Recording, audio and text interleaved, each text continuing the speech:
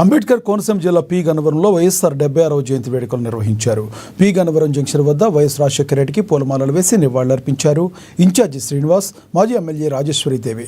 అనంతరం ఆసుపత్రిలోని బాలింతలకు fruits, bread అందించారు శ్రీనివాస్.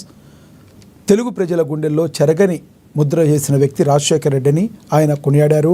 ఆయన ఆశయాలను కుమారుడు వైఎస్ జగన్మోహన్ రెడ్డి సారథ్యంలో నెరవేరుస్తామన్నారు ఇన్ఛార్జి గన్నవరపు శ్రీనివాస్.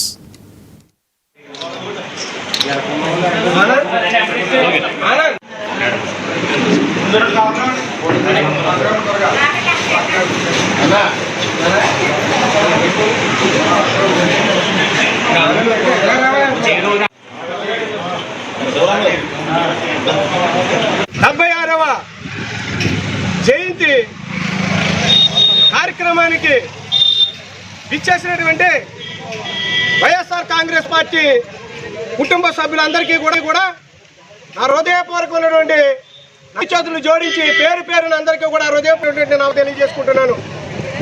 అలాగే ఈ కార్యక్రమానికి విచ్చేసినటువంటి పెద్దలు ఉమ్మడి తూర్పుగోదావరి చైర్మన్ గారికి, అలాగే మాజీ శాసనసభ్యుల వారికి, అలాగనే మండల పార్టీ అధ్యక్షులు ఆనంద్ గారికి, వెంకటేశ్వరరావు గారికి, శివరాం గారికి, నరసింహమూర్తి గారికి ఉన్నటువంటి నాయకులందరికీ కూడా హృదయపూర్వకమైనటువంటి నమస్కారాలు తెలియ